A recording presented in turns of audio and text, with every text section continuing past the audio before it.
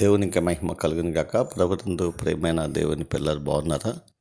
దేవుని మహాదయని బట్టి దేవాది దేవుడు రాత్రికాల సమంతా ఆయన కృపలో మనల్ని జ్ఞాపకం చేసుకుని ఉదయకాల సమయంలో చక్కటి సమయాన్ని ప్రభు మనందరికీ అనుగ్రహించారు.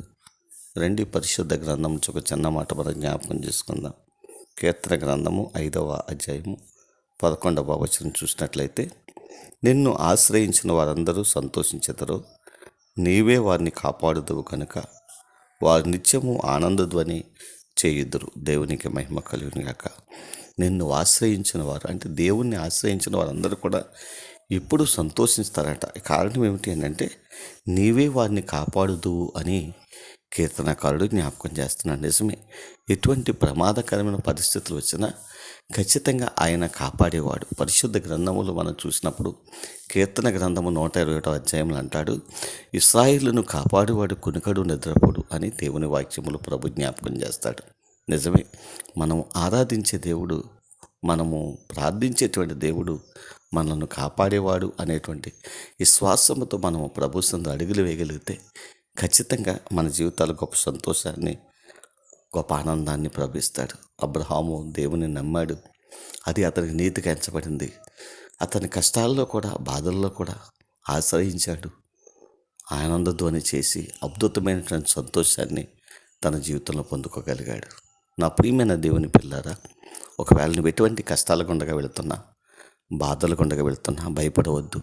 ఆయన్ని ఆశ్రయించు. ఆయన ఆశ్రయిస్తే ఖచ్చితంగా ఆయన నిన్ను బలపరుస్తాడు. నీ జీవితంలో మేలైన కార్యాలు చేస్తాడు.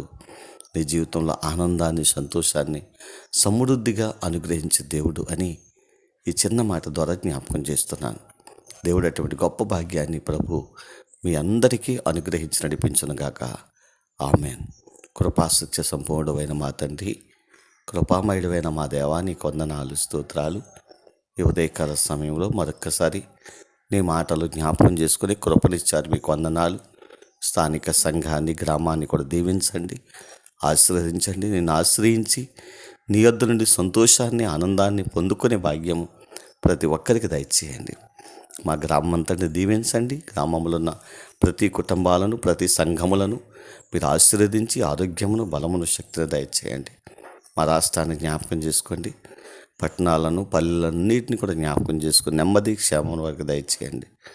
బిడ్డలు చేస్తున్న వ్యవసాయములను, చేతి పనులను, వ్యాపారములను, ఉద్యోగములు కూడా దీవించండి. చదువుతున్న బిడ్డలకు మంచి జ్ఞానాన్ని ఇవ్వండి. బలహీనులుగా ఉన్న వారిని ప్రభా, నేను ఆశ్రయించిన వారికి ఆనందధ్వని ఇచ్చేటువంటి సంతోషాన్ని వారికి కలుగు చేయండి. గొప్ప కార్యాలు జరిగించండి తండ్రి, నీకు స్తోత్రాలు.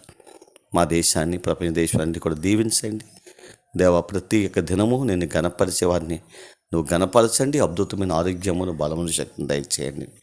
మా గ్రామాల నుండి, మా ప్రాంతాల ఆయా దేశాల్లో ఉన్న ప్రియ బిడ్డలందరినీ జ్ఞాపకం చేసుకుని వారి కష్టార్జితము, వారి కుటుంబాలకు ఆశీర్వాదకరంగా, దీవెనకరంగా మార్చి మీరే మహిమ పొందమని ఈ ఉదయకాల సమయాన్ని మరొక్కసారి మీకు అప్పగించు ప్రారంభిస్తూ ఉండగా ఆశీర్వదించి ఆరోగ్యము, బలము, శక్తిని దయచేసి మహిమా, ఘనత, ప్రభావాలు మీరే పొందుదరని మా ప్రభువును, మా రక్షకుడైన యేసుక్రీస్తు నామములో ప్రార్థించి స్తుతించి మీకు అప్పగిస్తూ ఈ దినాన్ని ప్రారంభిస్తున్నాం తండ్రి.